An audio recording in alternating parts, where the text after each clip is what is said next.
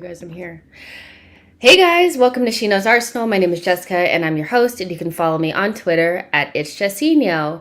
So if you were just here for the watch along, you saw me celebrate for the first time ever on this channel, and it was funny. I know it was. I can look at my hair and tell that I was out of control, but it was worth it because Arsenal have just beaten the shit 3-1 in the North London Derby, and it was glorious. It was so good, and I think this was a much needed win, not just from the standpoint of it being a North London derby, but from a proof of concept of what we've been seeing over the last couple of games, the Norwich game, the Burnley game, a lot of the narrative around those two games where it was just so-and-so, it was just so-and-so, we only beat them by one goal, we could have gotten scored on, we coulda, but a lot of us had went back and really analyzed those games, and I think we could take away a lot of positivity away from those performances, even though maybe the results weren't what we expected. Today, the result matched the performance, and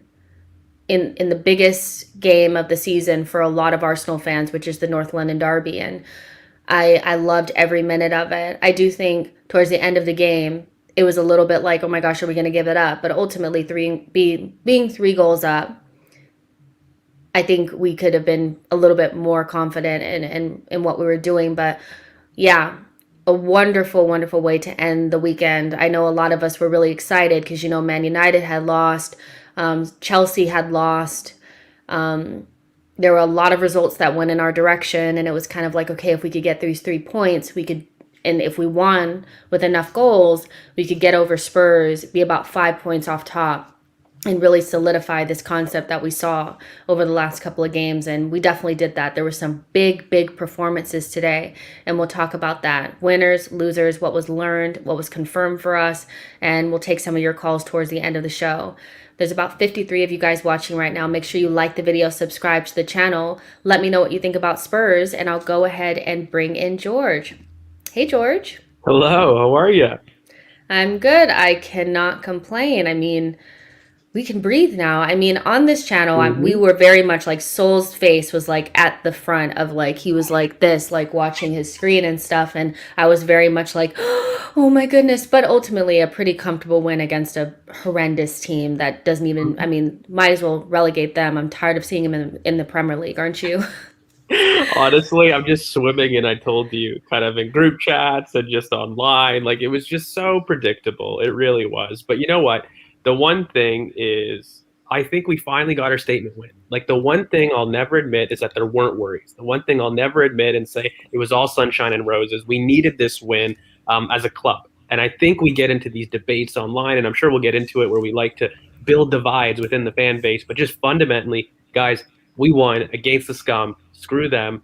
Just be happy. It's amazing. I mean, 3-1 against your rivals, where really it was a dominant performance. And you know what's funny is efficiency was the storyline of my game, at least in this kind of storyline, really, where I was like, yeah, those kind of fears weren't coming to fore, and we just looked like a very smart team. Spurs looked like the naive team. They came and at times pressed when they shouldn't. They were vacating their zones. And look, Harry Kane, lovely to get us an assist. I love that, buddy. Thank you. Oh my gosh, it's definitely a day for just basking in it. I mean, I know that there's going to be some Arsenal fans that are going to, well, we gave up a goal, well, we looked shaky towards the end. You guys, we Yeah. won 3-1. And in the Premier League, it's very rare that you dominate 90% of the possession, the other team never crosses halfway, and God forbid they get a shot on goal. That's just not how it happens. We totally dominated them, and the work was done in the first half, and that's Mhm. what we've been asking for. We've been asking for them to take care of business. There were those opportunities in the Norwich game and in the Burnley game to do exactly what we did today. We didn't do it then. We did it today when it really mattered, and so we have to, give the boys some credit for that. And so we'll talk more about individual performances and winners and losers. But for me, I'll start off with what was confirmed to me today is that we're going in the right direction. I think we needed, like I said earlier in the intro, that we needed proof of concept. There were a lot of positives to take away from the last 2 games, and even some in the Wimbledon game as well. Just some positives to take from those games that really didn't resonate when we looked at the result. You know, if you look at the result against Burnley and Norwich and they're both 1 goal games, you think, okay, well, maybe we just kind of got away with it by the skin of our teeth type of thing, even though we were I felt like we were dominant in those performances still. Like we weren't Very really under dominant. threat. We weren't under threat today, really. I mean, Wow. we gave them the possession towards the back end of the half because we didn't need to come out and score more goals. We didn't need to expose ourselves to their counterattack. And so I think it was smart for us to give them possession, which they're not good with, and they couldn't do anything with it. So for me, it was really confirmed, set in stone, that we are going in the right direction. 3 wins on the bounce with your team in place. You know, the 3 games that we lost were games without those pieces in place. And I was scared during those games because I thought the performances were just atrocious. I felt as though I don't care if it's our first choice team or our third choice team, I expect them to play. And I didn't think that we were getting that. So for me, I was like, wow, has he lost the dressing room? Is he losing a little bit of grip on this group? Are we going to be able to rebound? And we have. And so I'm willing to give the team, the concept, the project, Arteta, all the flowers that they deserve, because 3 wins on the bounce is not just so-and-so, just this, just that. That is proof that we're going in the right direction. And for me, I couldn't be any happier. So, yep, that's what's confirmed to me. We're going in the right direction.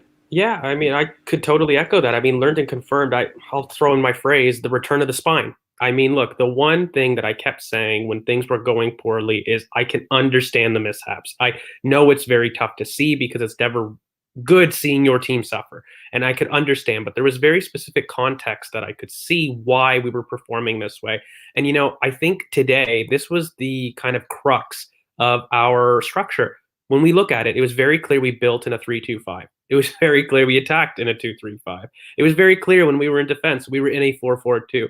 This structure was on beautiful display. We were efficient, something that we haven't been. We've talked about attacking efficiency on this channel and why it may be a problem. People saying, Hale End, could they actually do it? Well, they can, and they proved that they're very efficient in the box when given the chance, when given the structure to really kind of thrive. And so I think what we've learned is this is our best 11. I agree, Nashville.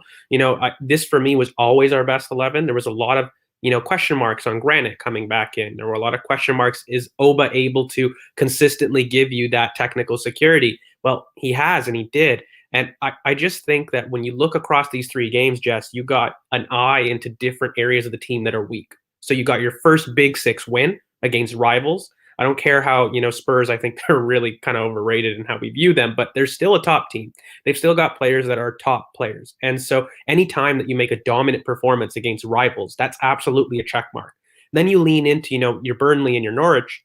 You're kind of looking at relegated candidates, sure, but you're looking at teams that we have struggled in the past to really succeed against. The reason we didn't get top 4 wasn't because we weren't good against top 6 teams. It was because we were really crap against those outside the top 6. And the manner in which that we've won these 2 games against people that, Burnley are no scrubs. They absolutely, while they'll probably battle in the relegation zone, they have a great press. They're consistently very tough. And for us, Arsenal at least, we haven't won against Burnley in a while. So we've slowly but surely kind of smashed narratives along the way in this run. And I think this game was the culmination of finally getting over the line, finally providing a performance where it wasn't just, oh, that was a good 30 minutes. I like that. Oh, that wasn't just a good 20 minutes or a good passage of play. This was a very consistent performance. I agree with you. I think we gave up the goal. I wouldn't say sloppily, but, we were kind of letting them have the possession because we were already 3-0 up. I think everyone stopped playing on the goal. Just about to say, like, Granite had kind of went down at that point. I think it kind of Exactly. confused us a little bit, but yeah, Ramsdale even got a hand to it. He almost saved it, so, and it was a quality goal, from Son. It wasn't like one of those, that you give away and you're like, wow, are you serious? I would be annoyed with our center kind of compactness if I didn't see Granit go down. Like play clearly stopped. We were kind of flat-footed. And, they played on. I mean, look, it's their right, so I'm not going to sit there and, and slam them. But, no, I will because, sorry, I'm biased towards this team. Allow me. They're crap. But, yeah, I just think what was really learned or confirmed for me was the fact that a spine makes this team competitive. A spine makes this team not as crap as what people are saying. And I know everyone felt that, maybe my predictions were a little bit out there, but I could see the basis for this team really competing, particularly with one game a week. And the fact that we could probably field this 11 with fairly good consistency. And, even the fact that, Granite seemed to go off injured, which, I was worried about the mechanism, but we've got Sambi coming in who's played excellently and has given experience in the Premier League. So I'm not as worried to an injury anymore. So, yeah, I just think it's an all-around great day. It's a win for Arteta. It's a win for Arsenal Football Club, though, lastly. That's the one thing I'll say. I'm tired of kind of in-fan debates. This is a huge win for us, and we should go out there proud because our team did us proud. 100%. Usopp's Rubber Band, thank you so much for sending in your super chat. I really appreciate it. Usopp says, I have literally saw some Arsenal fans saying that Odegaard was just running around and getting bullied. Did I watch a different game? I thought he was excellent. This is something I wanted to touch on, and I think there's some performances that really stood out, like Saka, ESR, Granite, Party, Tommy, Ramsdale, and then there's some that are going to go under the radar because you kind of need to maybe rewatch the game. And I feel like Odegaard is somebody who I think the first half was definitely orchestrating things, but I wasn't really watching him in the second half because I was so nervous. So, but I do think that he played well. I can say, like, I think he played well because I remember what I saw in the first half, but I think ESR and Saka kind of take, like, the majority of the love and stuff because they were the guys getting the assists and the goals. Like, you know what I mean? But I do want to... Go ahead. So the thing with me on Odegaard was I think he was uncharacteristically loose on the ball. But off the ball, he was absolutely immense. And so I think, for example, like he was crucial to this press and this win. I think a big reason, by the way, that we sat off was everyone got cramps and they just couldn't run as much. There were so many people that went down. And I think Odegaard was very, very big in that aspect. You could see he was tired in the second half. I think there was times that, he was loose in build up, but again, he had a case of the whites for me where I think the previous game, Ben White was really poor on the ball, but off it, he was excellent. And I think Odegaard was crucial to the game. So I wouldn't say he got bullied. I'd say the opposite. I think he bullied, but maybe he didn't impose himself on the ball the way he normally does. And that's the thing, you guys, about being a team is that when there's going to be players in every single match that don't have a 10 out of 10 game. But when you have other players out there that can step up, you can carry a not so great performance from certain players. Like with White, he didn't have the greatest game against Burnley, but Gabriel and Tommy and Ramsdale kind of carried him a little bit. And that's why this is a team sport. And we'll always look at individual performances, but ultimately, I think without Odegaard, I'm not sure we have the same result. And I do think that he was important, even though he didn't have a perfect performance. And one of the other things that I learned today, and it was semi-confirmed because I kind of felt like in the Burnley game we proved this, but Arsenal are no longer a team that can be bullied. We're no longer that team. We can bury that in the sand now. The whole narrative around Arsenal being a team that can be thrown around, and if you just kind of, tackle them and kind of push them around, that they'll give up the ball and all this. We are in for the battles. Like, some of our players are really into it. You can tell your Gabriels, your Tierney's, Ramsdale's into it. Tommy is into it. Even White gets stuck in. We always knew Xhaka was a physical player. Thomas Partey, Odegaard is up for it. Aubameyang was up for it. Was up for it. ESR was up for it. Those days are over. We can close that chapter. And sometimes we have to stop the narratives ourselves because we tend to let them run a little bit longer because our rivals will say it. That's done. And I'm so happy we have that now because we have the playing style now and the technical quality in most of the positions that we need. We also have the physical ability to battle in the Premier League. And that gives us a more competitiveness that we didn't have maybe just even 2 years ago. You know what I mean? Well, it's the crux for allowing us just to attack. Yes. Like, I think the big reason that we said that, our attacking efficiency was like really poor was probably because our buildup was slow. Our buildup had poor technical quality. We weren't winning our individual duels. Those things you just can't say with this starting 11. And I'm totally with you. In the last 3 games, 4, if you want to really include, our League Cup games, how many goals have we conceded? Even with people in that League Cup game who, again, aren't our first choice. But if you put a system and, we're playing well, we end up not conceding. That's really part of our DNA. Last season we were, 3rd for goals conceded? And it wasn't by mistake, and so we actually have a very good defense. I feel rock solid in duels. And I just think it gives you the best platform to succeed. Because if you're not worried about scoring the other way and you're not worried about losing the ball, because we don't have the most consistency in the final third, we know that, right? But if we also know that we can win it back quickly, I'm not as worried. I'm not as fearful in that kind of scenario. So, look, I think in terms of the defense, I think Tomiyasu is probably our best defender on the day right now. I would have to look at the stats, but just from the eye, that guy won so many duels and he locked Son. I think we said it in our preview. This was going to be a big test. He went from Solis at Norwich, who was a very hard opponent, went to Burnley, locked down McNeil, who had to switch flanks, and then now Son. Although he got the goal, I don't think it was through his side. He came more down the center, and he locked Son the entire game. And, Son had to go central to get any kind of space. So I just think Tomiyasu deserves a huge amount of credit. How many league exports from Syria come in and dominate physically in the league? Not Romero. Took the words right out of my mouth. Romero hasn't done that, has he? And he was one of the best Serie A defenders, in that league. So I don't know. I just think that the whole team will deserve praise, but I'm with you. I think the defense gives us something new. It gives us something that, we can sit there and be confident. We're not going to concede on set pieces. We're not going to concede from a slip ball over the top. Mm-hmm. We seem to be very, very good at dealing with those situations. So, yeah, I'm very happy with that. Yeah, for sure. We have another super chat here from New Dawn Games. Thank you so much. New Dawn says, stoked for Aubameyang, Xhaka, and ESR. Let's get Jess to 5K. We are right around the corner from there, so if you want to like the video, subscribe to the channel, those things help us get found. Share this with a friend, all those great things. I really appreciate it. And Lord Gunnar says, we're 1-0 up against Man City, by the way. Yes. Yes.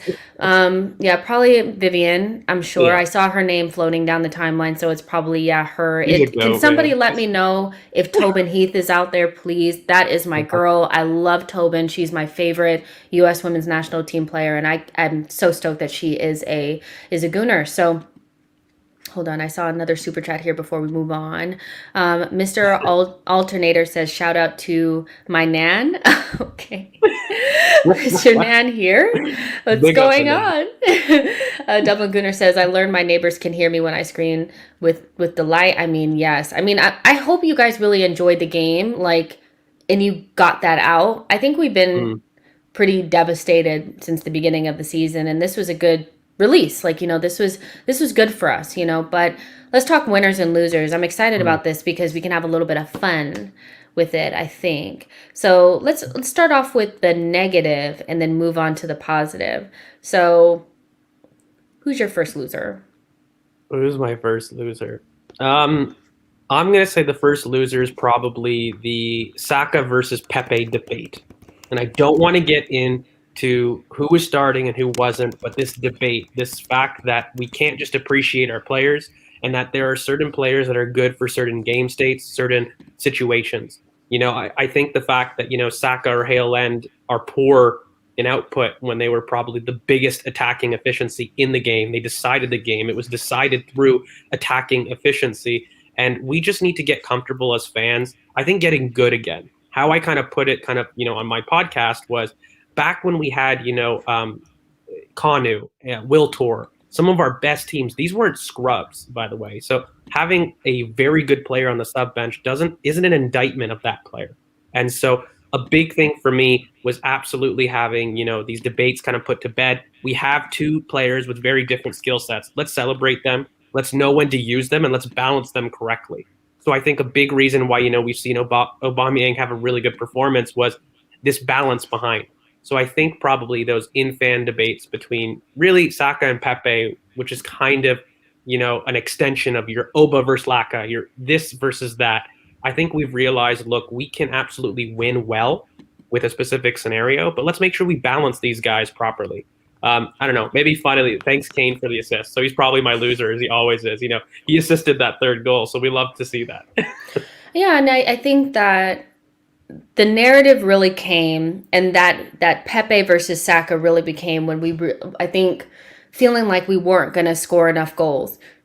And then the stats started coming up because I've noticed over the last couple of weeks, there's been a narrative floating around in the Twitter sphere on Instagram of Saka being overrated. Then they pull up the stats and he hasn't scored in the Premier League since blah, blah, blah time. And then you realize that Saka and Pepe are fighting for the same position. So the natural thing for Arsenal fans is, well, Pepe looks more dangerous, so drop Saka because he hasn't scored in this amount of time. But I stand by what I said, that goals don't happen without Bukayo Saka on the pitch. Pepe may be finishing off these moves, but I guarantee Saka touched it at some point, and not just, oh, it just grazed his foot. He drove through, he got it between the lines and drove the ball forward. He made the pass before the pass.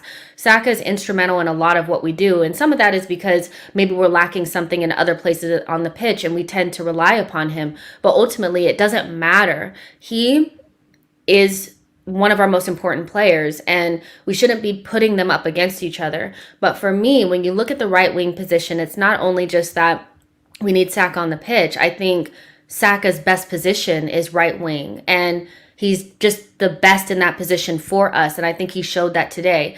Would I like to see maybe Pepe go out to the left, and we'll see? Maybe, but I know it's not going to happen, because if Tierney is on the left, Pepe will not play off of the left. And when you watch ESR play today, he plays it perfectly. We need another 10 in that position. So when he's not in the predicted lineups, he's not in the preferred lineups, it's not because you don't love Pepe. I do. I actually wanted him to come off of the bench and hold the ball up a little bit for us, 20 minutes to the end of the game. Yeah. But ultimately, the best group of players that we have that go together is Odegaard, Smith Rowe, and Saka behind Aubameyang, and we saw that today. When Aubameyang's on form and those boys are ticking, we have it. So it's not a ding on Pepe, but I think this also goes back to what you talked to Arteta about. You talked to Arteta that one day about the starters and finishers, and 100%. I think we have to get used to maybe some players coming in at specific points in a game to finish it off. I think Pepe is somebody that could be really useful to us off of the bench, and that doesn't mean he's not a good player. It's just, I'm sorry, but if I'm tired and I'm leggy and I'm cramping, I don't want to see Pepe come off the bench and start running at me. Do you? Absolutely. I mean, that was the crux, really, of my question to Mikkel. Like, this idea of us having finishers as subs is something that we really need to get comfortable with. Look, as a coach, I do it too. Even to change a game, like if I want to make a game close, that's one aspect of play. But then I want to hit them on a counterattack, or I want to switch it up. I want to go long. I want to, maybe receive aerially, like you're talking about. He's excellent aerially on the timeline, but there he is. Tottenham get battered everywhere There they he go. is. Tottenham get Big dubs, battered big dubs. everywhere they go. What a return. Everywhere they go. Tottenham get battered everywhere they go. Come on! Big dub for Harry. Big dubs, big dubs. Oh, so many dubs. So many dubs. We are back. Yes, Spurs fans. Oh my God. Harry, is the title race on? Is the title race on? Race is on. What a day. What a day. What an afternoon. What a buzz. Oh my goodness. Best That was 45 minutes of football amazing. we've played in a long time. So happy. And honestly, the atmosphere was incredible today. It really was. As soon as you got in there was such an energy, such an excitement. It's pure positivity. And I think it really pushed the players on, and it made Spurs, crumble. Every pass we were booing them, we were singing non-stop, and we just dominated from start to finish. So happy. What a game. What a game. Fun. Yeah, first of all, welcome back. We missed you. We missed you. Thank you so much. I love it. Your energy is definitely needed. But we're kind of talking winners and losers, and obviously the losers are going to be everybody involved with Spurs and all of that. We kind of talked about the Saka and Pepe thing and how Saka justified his selection, but it's not about Pepe versus Saka. But I wanted to bring up another loser that I think is kind of important, and that's the Spurs narrative for me. I feel one thing that really irritates me, I went on the terrace the other day and I had a total meltdown because somebody said that they have so much more quality than we do. And I was like, where? I'm looking around and I'm looking on the paper. I'm like, where? I don't see it. I don't understand it. I think the narrative around Spurs is so bad. And I think a lot of it has to do with the fact that they are always in our shadow. So they're kind of attached to us. So they play them up a lot more because then they want to compare us to us. And yes, we are in kind of like a position of like, you know, we're not great, but they're shit. Like they actually are. They are us a couple of years ago when we decided we were just going to let Aubameyang do everything. They're outperforming XG and they're not creating chances and they're actually crap. And I'm just tired of it. That I think we could completely say that they are a mediocre side that are in the mud. They are in the mud. I heard people saying that we were in the cement. We're not in the cement. You first of all, who is Spurs? You actually haven't won anything. Like you actually don't make sense. You're living off of a reputation of being what, top 4 for like 4 years. I'm sorry. That was never a trophy when we had it, and we did it for like 15 years. So why is it a trophy for them? Oh, well, they got to a Champions League final, but you freaking lost. And you've done nothing since then. In our worst season, we still got a trophy. We were shit. We still got a trophy. You don't win anything. That Spurs narrative has to go.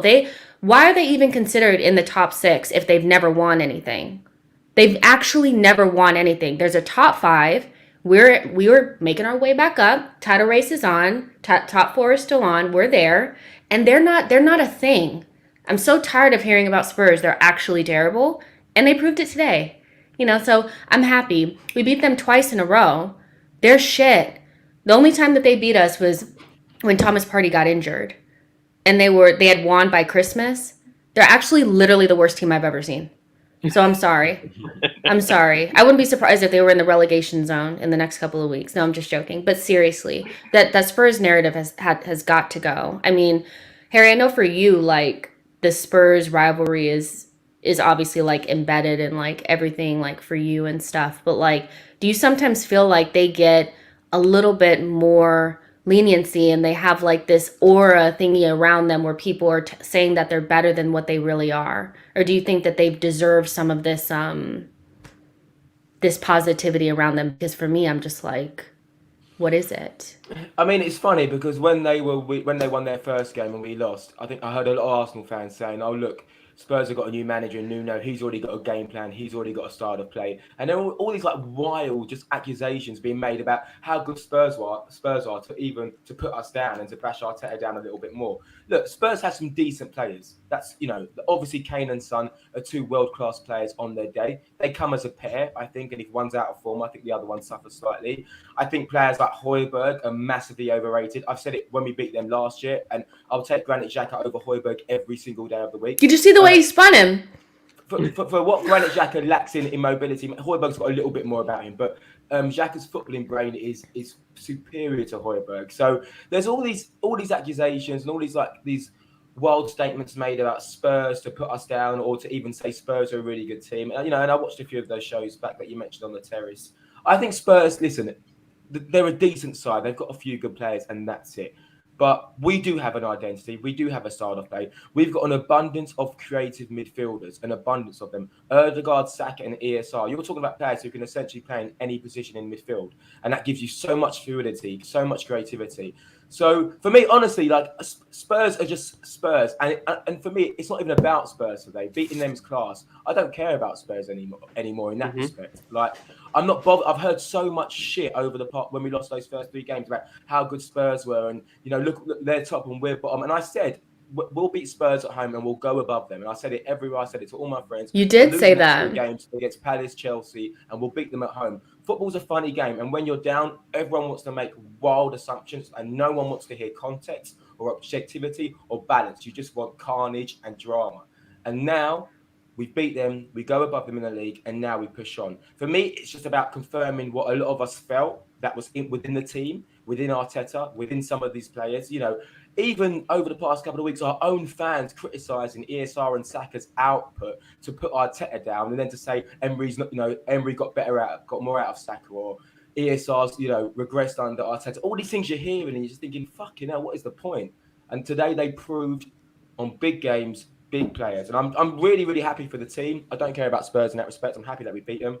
Really happy for the players, and I think now this should just unify all Arsenal fans, just to be positive and say, right, this is what we can do. Now we need to try to replicate it on a consistent basis. But we can push European places, 100% we can, but we have to maintain that consistency. And if the fixture sequences work in our favour and we have a good run of nice home games, we can keep on building. And when we go into those games against Liverpool, whoever it is, we've got a little bit more confidence, and then we can carry on. So, yeah, I haven't answered your question about Spurs because I just want to talk about Arsenal and how good we are. I'm really, really happy. Really, really I love it. I love it. Happy. There's about 230 of you guys watching on all platforms. Make sure you like the video, subscribe to the channel, and let us know how much you missed Harry in the chat. They've been asking for you, Harry. Like, we have missed you. And, like, yeah, Thanks. That rant was amazing. So let's move it to the positive. Let's talk about the winners today. There's tons of them. So I'm sure we'll go through a couple of different players' performances and all that kind of stuff. And I'm just going to start off with Haaland. I feel like I've been pretty consistent from the beginning, just saying that although I'm not 100% convinced that Saka and ESR will have the final product right now, they're still our best options in terms of the way that we play. So they have to kind of continue to play. And that might come with us not getting as many points as we want to, but we don't have any other options, but they're still our best options based on the way that we play. That doesn't mean that they're not good players. It just means that they're not there yet. And that's normal for players of that age. I feel like we're getting into an era where we see some kids that are playing in the Bundesliga scoring massive amounts of goals. And we're like, well, why can't Saka do that? Well, Bundesliga is a dead league. If Saka was playing for Dortmund, he'd be scoring hella goals. It's different. Not to mention that Saka's not a natural goal scorer, so he's going to have to bring that into his game, but he's good at everything else. And like, not just good, but like very efficient in almost everything that he does. And ESR is a special player as well. And over the last couple of weeks, there's been some criticism of our academy, the success of our academy, the legitimacy of our academy, making it seem like because we haven't churned out world-class players that have won the Champions League and the Premier League back-to-back with Arsenal, that all of a sudden this academy is shit. And that doesn't make any sense to me whatsoever. Like, for me, the success of an academy is not just about what they win at Arsenal. They could win things other places. We could, get a fee for them. Are they playing at the highest level? Do they allow us to have better squad depth? But Arsenal's academy tends to churn out very high quality talent, and Saka and ESR are no different. And just because they don't have their shooting boots on now and they're still developing as 20-year-olds, all of a sudden Haaland is failing. And so I think today, although I do anticipate games in the next couple of weeks where they'll miss chances again, I think today showed that they can be clinical. And it's not just, if they have the clinical edge, they're pretty much unplayable. These players are really, really good. ESR and Saka, you cannot deny that they are really, really good players.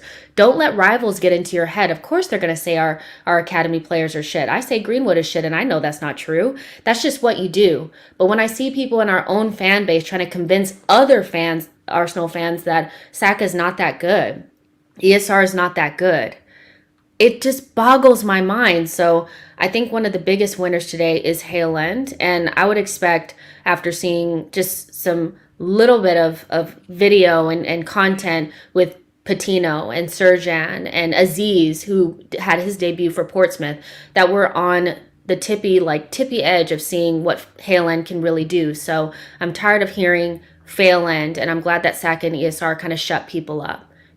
Biggest stage, North London derby, goals, assists, ran the game, and made Spurs backline look like clowns.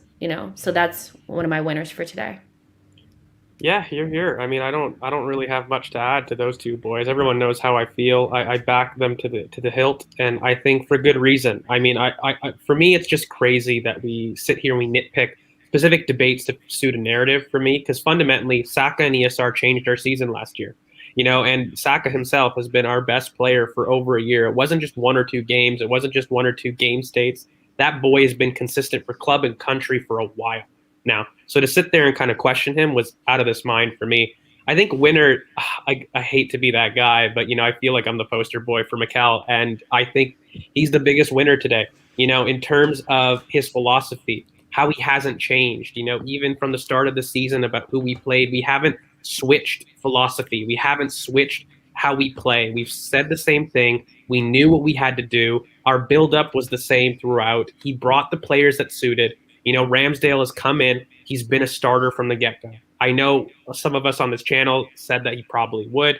He has. Tomiyasu has come in. It was his choice, and it's his philosophy that is breeding these results. Now, of course, it doesn't wipe away the past. And, I'm not sitting here to say, whatever happened before doesn't matter. But what I do want to say is I think this team has shown their potential, not just for European places, as you say, Harry, but also in general as a whole for the project. When we talk about project, when we talk about the age profiles of this team, who's coming up, what has he done in terms of setting this club up for the future? I don't think gets talked about enough. So while today is a great day, it's a great game, great statement win for the league, the transition that he's done from the squad profile of this squad, even if he was to fail, sets us up for the future. And I just feel you saw that today in spades. Like, take a look at that back line. It is young. It is very, very young. And so even if things happen and they go and they have mistakes, you got Sambi Lokonga coming on for Xhaka, who got injured. Like, we have a young squad. Tavares coming in to close out a game. Like, this is what we were missing last season, this extra little bit of youthful energy, youthful substitutions for players that we don't know if they're fit. And so when perfect conditions don't match, we can match the occasion. So for me, big dub for Mikel in this instance. And, you saw how much it meant to him kind of, in the post-match, but also like just throughout the game, like he's loving it. And you know what? He deserves it. He's had a lot of criticism for me, in my opinion, unwarranted. But I just think this is the start of when you look back at Christmas and you say, what was your statement win? What was, there was a lot of like good little performances. What was the one win you could look back on and say that was a turning point? This absolutely could be it. Granit Xhaka leading the way in the North London derby. I'll let Harry talk about him. But it just, these decisions, big day for him about trusting in youth, trusting in that back line and his philosophy. So well on Mikel.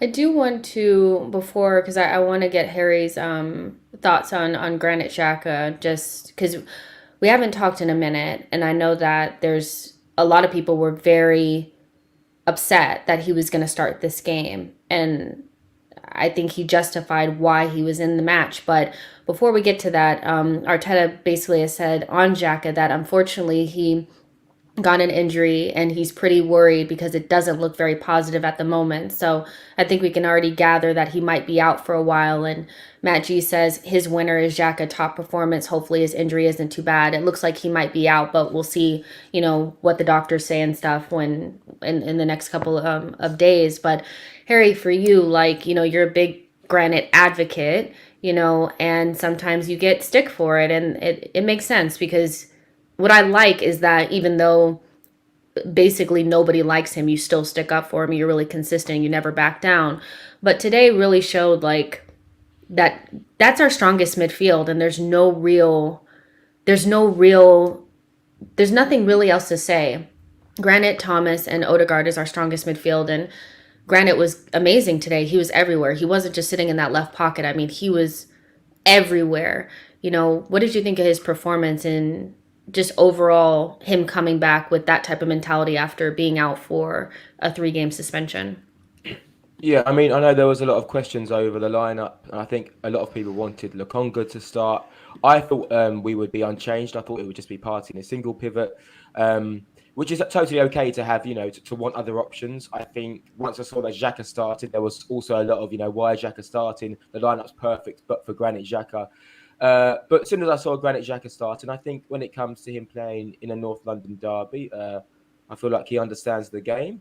It's a game where you need experience, in some areas. We're very youthful.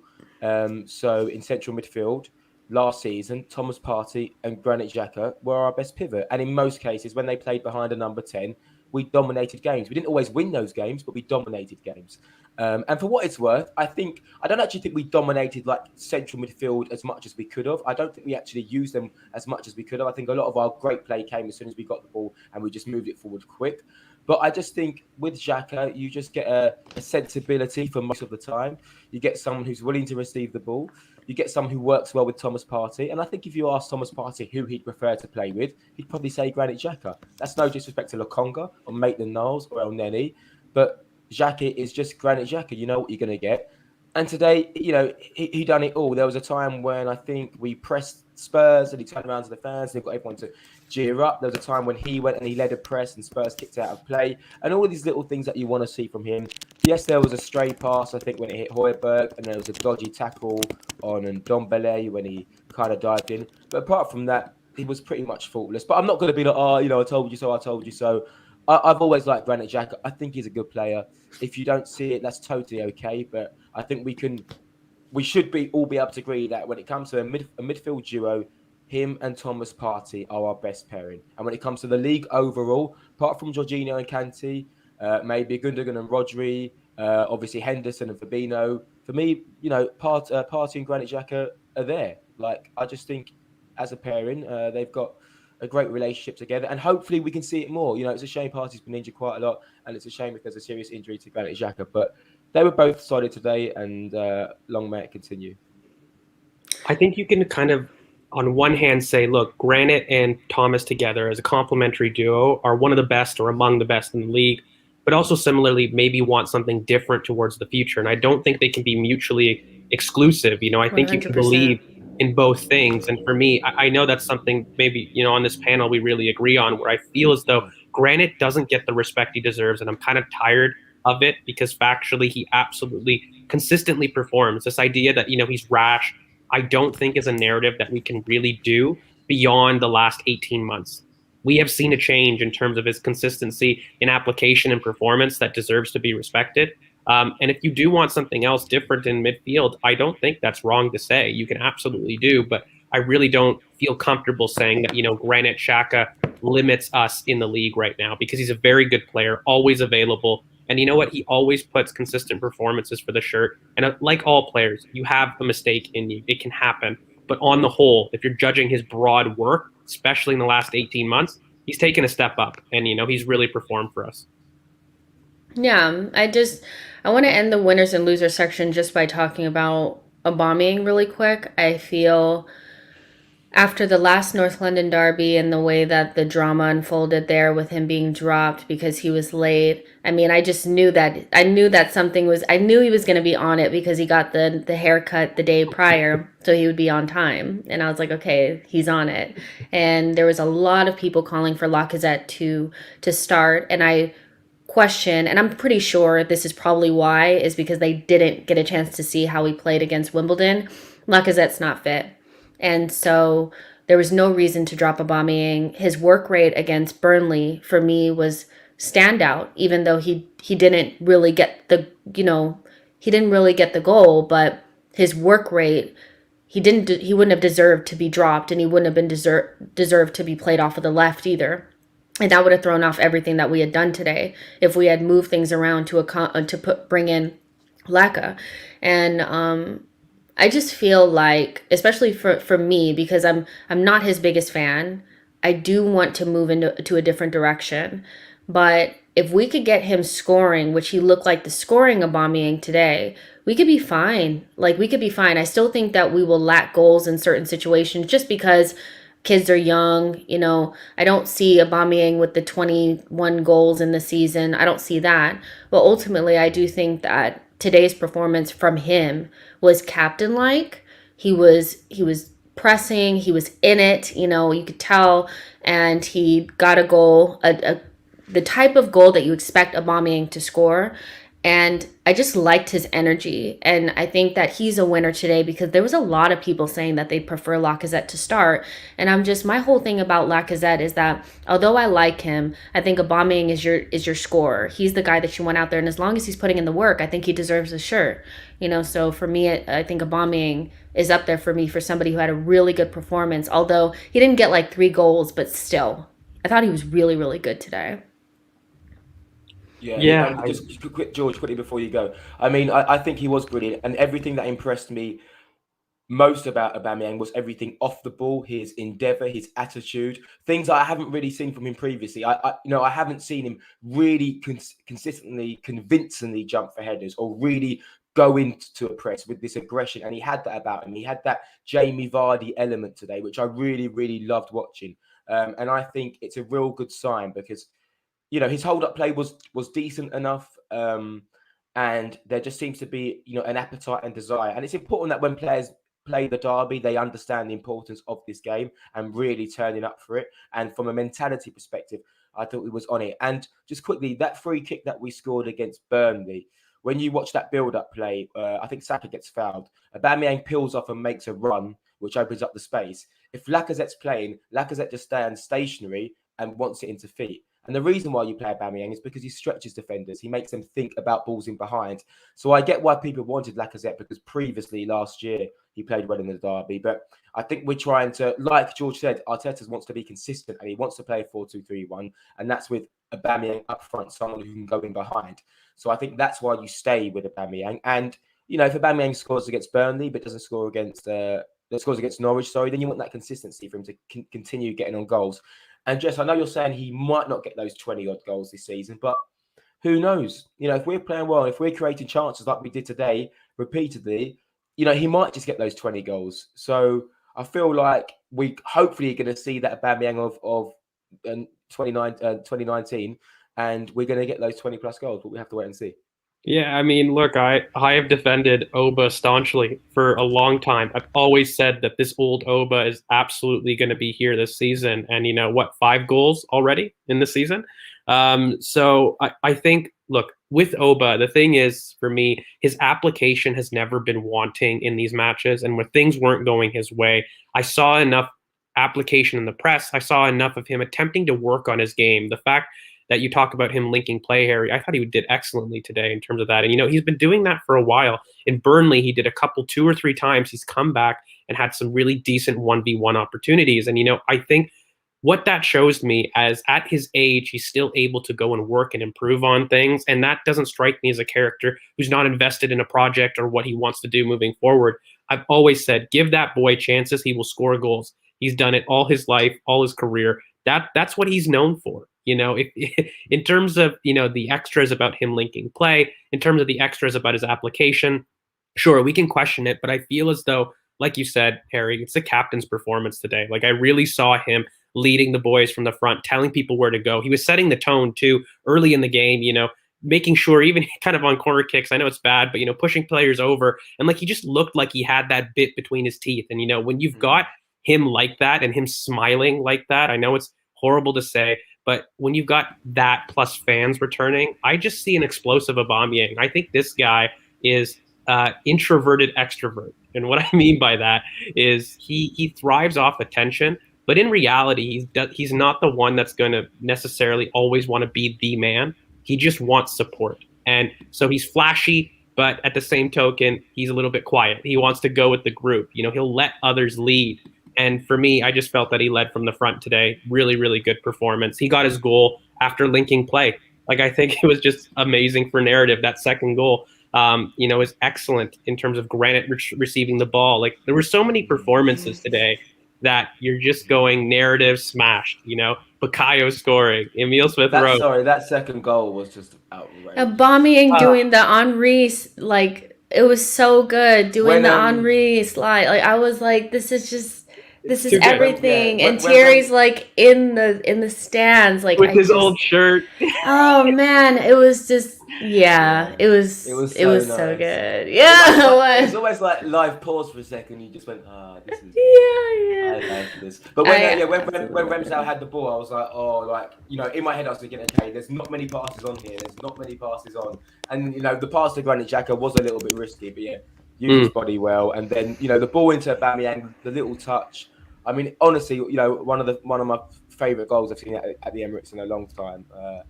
Good times. He's not finished. That's all I'm going to say. I've told people for the longest time that boy is not finished. He's in for a big season, and I'm happy it's continued. He needed this, by the way, too. I think he needed a goal because there was a lot of good performance that he's had, but I think his goals have been scrappy. That was just good play, and I think he really needed that. It's something that he could use to push on, just like his team. I think, look, a goal-scoring Aubameyang changes the narrative for top 4. That's all I'm going to say. I really believe a 20-goal-a-season Aubameyang changes everybody's opinions about what the ceiling of this team could be. All right, you guys, I put the link, I've pinned it, and I've also put it in the chat. So if you guys want to come on and have your say, please do. We will do a couple of calls for like the next 15 minutes or so. So don't be scared, don't be shy. This is the time to come on and gloat and have fun and just have your say. We do have somebody backstage here. I want to go ahead and bring them on. I think it's Shravanator. I'm gonna bring you on and stop butchering your name. Hey, how are you? Well, have your say. How do you feel? We beat the scum, 3-1, decisive win. How do you feel? Yeah, I mean, I like the assist from Harry Kane. That was really good for the third goal. So yeah, I mean, it's there's nothing to sort of tactically analyze with this game. We can do this in a much later way, but yeah, this was like a very important win. I mean, I would say it could be one of the most important wins, like the one that we had last season on Boxing Day against Chelsea. Same scoreline, 3-1 against London rivals. So, I think this could be the win that could sort of kick us off our season. And yeah, I mean, Northern was always right. I mean, look, I started supporting Arsenal in like 2009-10. Okay, so that was a time we were not winning anything, and when I found out that these guys were our rivals, I was like, why are they even our rivals? So I've never really considered that. It's just good to have a rival for all your banter and venting your, let's say, anger and stuff like that. So I've never really rated them. But the issue was if we had lost this game, then sort of all the sort of road to recovery that we saw in the last 2-3 weeks would have sort of been, it would have sort of reverted back to the final loss against Man City. So the fact that this is not like a false dawn or something like that, it's a real thing, is something good. If you look at the team, like even if you sort of include the subs that came on, Lokonga and Tavares, this is literally Mikel Arteta's team. So yeah, I just wanted to come on and share this moment because it's like 12 a.m. here in India and all alone. So I just want to come in and share this moment with fellow Arsenal fans. So yeah, it's a good day. Well, awesome. Thank you so much for coming on. We'll definitely see you next time. But yeah, thank you. Bye. Bye, guys. Cheers, buddy. All right, so we're going to bring on Twanda next. Twanda, are you there? Yes, I'm on. All right, Twanda. So you're so what? You're amped? Yeah, I watched the game. It's probably one of the best performances I've seen this season. Hell, I can't actually believe what I saw today. We looked so great from start to finish. Our defense was great. And I did say Xhaka in midfield, guys. Xhaka in midfield. I don't think the fan base really appreciate how much Xhaka does. Him, Odegaard, Partey, Saka, Smith Rowe today were absolutely exceptional. I can't actually fathom how much I'm feeling today because we needed to get the win today. I felt like all the Spurs fans were talking about how good their team were. They didn't touch us. They didn't have a shot on target at first half. They only had one shot, which was the goal for Song, in my opinion. And they missed with Kane, and Kane was nowhere to be seen. The only players that I was threatened by was Brian Hill, to be honest, but everyone else was rubbish from Spurs sides. And to be honest, I think it was one of the best performances from Arsenal. Big up Arteta. I hope Xhaka is okay, to be honest. I want that guy starting every game if we keep with this team, to be honest. I love that. Who's your man of the match today?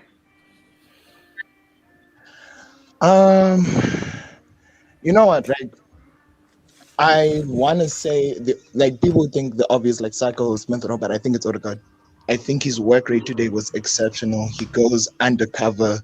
No one realized how much work off the ball Odegaard was doing. He was marking, he was pressing, he was getting all the balls. He was like the third assister for every goal we had today. He was a midfield general. An absolute good performance from Odegaard today. I think he was our man of the match. Underrated. Probably one of our best players today. 100%. I can't wait to go back and watch the game and really watch his performance a little bit more because I do think he was quite good. But Tawanda, thank you so much for coming on. Look forward to seeing you in the chat soon. Thank And you guys. we'll talk to you soon. Guys. Bye. All right, we're going to bring on Annie. Hey, hi, Ani. Yeah. Hi. So So how do you feel? feel great. This is the first time I'm actually wearing this jersey, the away jerseys, and we won. I mean, so I must be a sign. I'm here in Pittsburgh, Eastern Time, and I woke up today. I was like, what is it gonna be, right? Like when we wake up early in the morning, Yeah. over here on East Coast time, and today it's a beautiful day out here, and a perfect result to like sort of cap it off.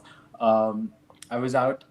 So today was one of the first times after COVID I went to the pub to watch the game, and what a day to like do that. I was able to like celebrate with fellow Arsenal fans.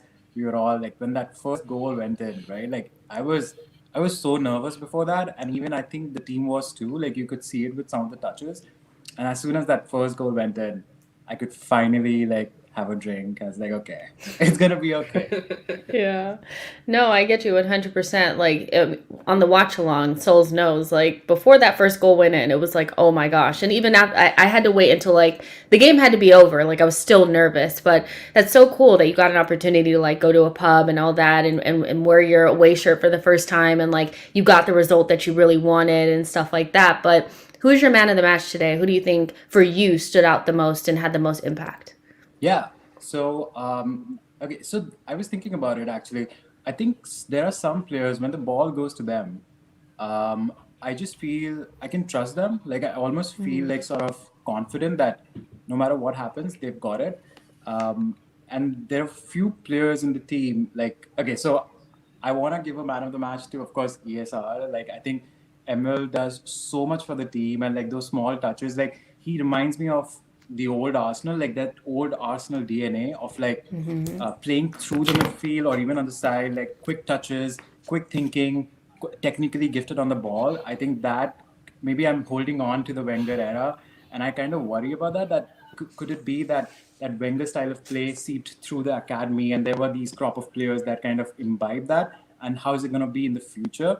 But I think today Emil Smith Rowe definitely. But I want to give a shout out to like I think Gabriel when he just gets the ball, like even that one ball that he just passed to like Aubameyang through the field, like he just took that chance and in the first half. And there's Tomiyasu. I think oh my god, like he looks such a seasoned Premier League veteran.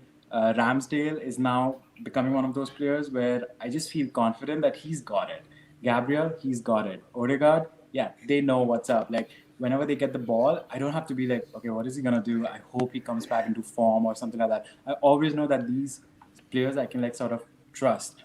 But I did have a question for the group though. I feel like a lot of people are praising Xhaka. In the first half, maybe it could be a bias. I need to go back and watch the game. In the first half, a lot of his balls were getting intercepted, and I was just wondering if it was because he was like coming back into the team after a little break. But did you guys so what did I miss maybe for Shaka? Like I want to give him like an honest sort of and I want to like analyze him on it like in a unbiased unbiased way. Yeah, for sure. I guess I'll throw it to Souls because we haven't really heard from him yet because he was somewhere else. But Souls, Xhaka's performance. I mean, I do remember there being some errant passes and stuff like that. But for me, I think he was instrumental in 2 goals. I think he was involved in 2 of them. And obviously he was all over the place and all that kind of stuff. But what did you see from Xhaka, even though he did have some errant passes and maybe some dodgy moments, like he still was good, so what did you see? I thought he had a phenomenal game in my opinion. I just think his work rate, he was everywhere. He gave this is all we ask for as, if you're not having a good game, in his case, he was having a good game, but if you're not, just work hard for the team. And he did that. But on top of that, he was instrumental, in the way he turned Højbjerg I think that one was for the Saka goal. I think it was. No. For the Aubameyang goal, I Second think it goal, was yeah. where he was instrumental. Like that's something we've not seen for a while. Where normally he'd get pressed, he'd lose the ball. Yes, he loses the ball, but that's every midfielder. Party had a few stray passes. Odegaard's had some. ESR's had some. Tierney's crosses haven't been perfect. So I just think when you nitpick to that level, I think it's a bit harsh on the player. But overall, I was really happy with what I've seen. And I'm one of his biggest critics. I still think, he needs to be sold and we need to upgrade on that position. But today, and we said it on the watch along, like when he comes back off of a red card, he tends to play well after that, or like when he does something stupid. And I've always maintained it, and I've said it on Twitter, and I've got so much stick for it. I don't want to hear the apology, I want to see it. And today, for me, that is how you apologize to the fans for your cock up. And there was not much more he could have done, bar maybe score a goal. I think that was a near-eye, like, exceptional performance. Obviously, no one has a perfect performance. There's always going to be something wrong, but that was exceptional, like an 8 out of 9, like 8, 9 sort of out of 10 performance for me. He was controlling the game just with Odegaard. There were 2 dodgy moments. That wouldn't have resulted in anything, but because it's Xhaka, you never know with him. He could get a yellow card, he could get a red card, where he did that double tackle near the edge of the box. I can't remember who it was. And then when he took down Ndombele, it's like, because it's Xhaka, I got scared, not because I think it's a red card. It's just his reputation makes it a red card. But yeah, no, I mean, even for the goal, like I think Arteta should have been a bit more proactive when he first went down. That's when the substitution should have been made, and that maybe would have prevented us from conceding. But overall, I loved it. He run himself to the ground, and that's all I want to see. So if I can just I think I totally agree, and I do remember this one moment. I think the difference was someone passed the ball into Xhaka, and he wanted to pass it quickly in a short distance to Partey, and it got intercepted. And at that point, the whole team was like a shift. So they were trying to attack. The whole team, Arsenal team, got behind the ball, and they quickly moved around and got into their defensive positions, even though they had just transitioned into attack. And that kind of showed the difference. Like that requires a lot of energy. And yeah, kudos to the team. I mean, thanks for having me here, guys. Congratulations to everyone, and have a great day. Thank you so much for coming on. I really appreciate it. So, Souls, I have a question. Did you represent on the terrace for us? Did you go on and Spurs represented us even better than we could? They were flipping, beaming us with praise. I was like, I don't even know what to say. Like they were like, oh yeah, Saka, ESR, they showed the passion of the dog. And I was like, well, what do I say? Like I can't really they weren't even they were like, all they were doing was Nuno out, and then they were like, oh yeah, ESR, Saka, brilliant, and they repented for their sins. Yeah, they had to go super positive because they know that because they were really, really positive on themselves, and I was like, "But you're a joke, though. You're actually like a joke." Yeah. I was like, "What do I say?" Well, let's have it right. Well, let's have it right. The ridiculous stupidity that it was going to be a close game at the end of that, kind of performance was ridiculous. And look, I just hope that they all repented for the way that they talk about our defensive solidity. Can I just say one thing quickly? Repent for your sins, because Judgment Day ain't here yet. Yeah. Unfortunately, we couldn't delete your club from existence today, but it was close. We could have done it. 100%. We have another caller on. This is Hayland. Hey, how are you? Can you hear us? Hello, nice to meet you. I'm a big fan of the show. I can't stay long. I've got 1% battery. Just want to say. Oh, nice! You're at the Emirates. The atmosphere in the stadium was really, really good. Yeah. Just came. We're all waiting for the players to come out still. It was a great atmosphere today. The home fans really, really did well. And I think the one thing I wanted to say was, Saka and ESR. I mean, I think the thing that's so special about them and the thing that makes Hale End so special is not just that they're talented, because there's talent up the bum throughout the ranks of these players. It's that these guys aren't scared of a big moment. This was a huge game.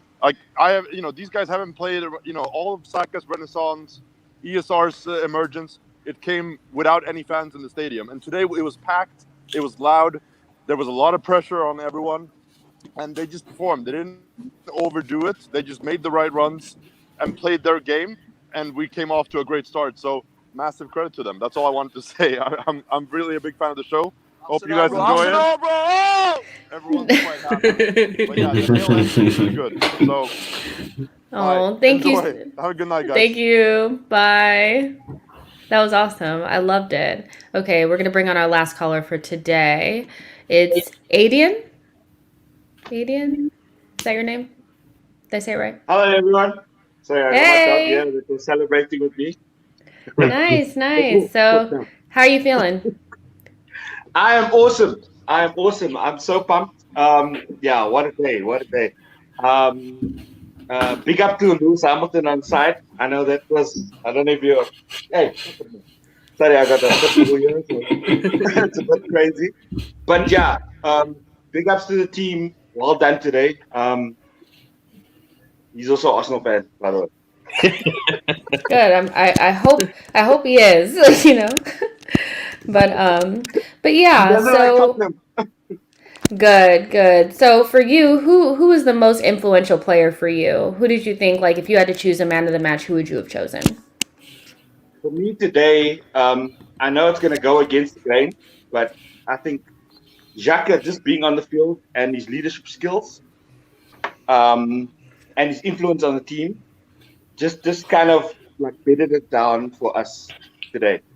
To build from the back going forward. So I know I'm not his biggest fan, but yeah, I'm just trying to keep my dog at bay.